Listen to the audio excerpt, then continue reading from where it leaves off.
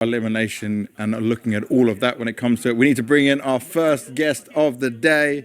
It is a legend. It is a multiple major winner, multiple trophy holder. Come and sit down here. It's Furious Fallen. Thank you very much, man. Thank you for coming. Hello, you're welcome. Hello. Hello. How are you doing, man? Doing good. Now, we got to just start by looking at the run you had here. This was a supposedly bad boot camp. This was sick players. I saw it for myself in your practice room, and yet you guys still didn't miss a beat.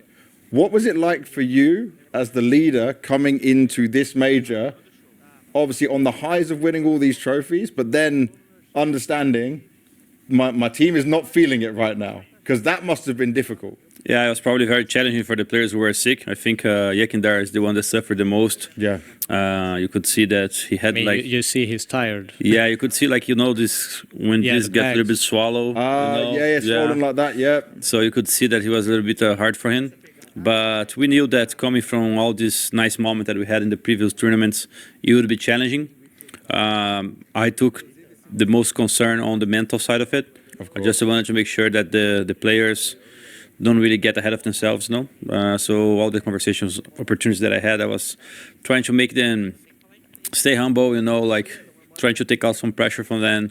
Yeah. Because as you see, this playoffs now, I think it's 7 of the best 8 teams playing, in phase popping up as well there. So anyone can take it. So I don't want us to feel that any extra pressure than everyone already has, But I think overall, happy with the results for sure. And the way we played is super good. I want to ask as well around the support staff that Furia has right now. For the major, Gary's back. You've got a physiotherapist, right? You've got your coach as well. You've got an analyst here. Can you explain to the viewers at home the full Furia way? Because when I went in their practice room, I was like, God damn, okay, Furia's on, you've hit another level compared to what I've seen at previous majors. Yeah, Furia as an organization is doing an awesome job. We have Krisen here with us. We have 2 analysts, Hepa and Krisen. Hepa is you have 2 analysts? Yeah, we have 2. Yeah. Hepa is not here though. Hepa is from the Canary Islands. Oh, wow. And Krisen is Kazakh. So he's here in local with us. It helps a lot. There's always something he can show, he can point out. Even on some of the maps we are about to play. I think on the last tournament, last game we played, right before the game, he sent me a PDF with some stuff that I had to check for the game. So these kind of things. And then Furia is providing as well Bia. Bia is our physiotherapist for all Brazilian staff, not only for Counter-Strike, but for all the teams up there, including a football team, right? Because Furia is on Kings League, and then they have athletes like those guys probably need more physiotherapists than us, right? The legs and all those things. But she's here to help, and it's been very helpful. I have some shoulder problem recently. Oh, no. And when I'm playing, I don't feel anything. Yeah. But if I'm stretching my shoulder to the left side, I feel some discomfort. So I have been doing some sessions with her, and she's teaching me some exercises to get rid of it. Yeah. And Gary's here as well. Gary, after leaving the coach position, became the director of all sports in Furia, and we had the best year in trophy-wise. He lifted up so many trophies in different games, so I think he's doing a fantastic job. And then Alexa is here as well. She's our manager, always making sure everything is super correctly and working. So yeah, we have a lot of people here. Our psychologist is here as well, Marta. Oh, awesome. So I think we have full staff. We can't ask for anything else. It's looking good. Yeah, I mean, for me, I think I'm more interested maybe in the in-game parts of Furia without you kind of revealing anything. The thing that I've been most impressed with, especially with your journey adding Yekindar and Molodoi, it's been kind of your mid-round solution. It feels like you're always calm in the game. Doesn't matter if you're a man at a disadvantage or anything. It feels like you can always somehow, some way, find a way to force rotations from the other team.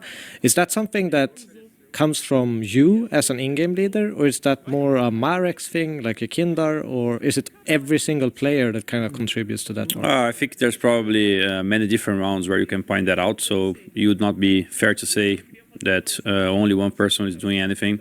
There are times when I have the perfect read or I have an understanding of what I should be doing. There are many other times when that comes from another player.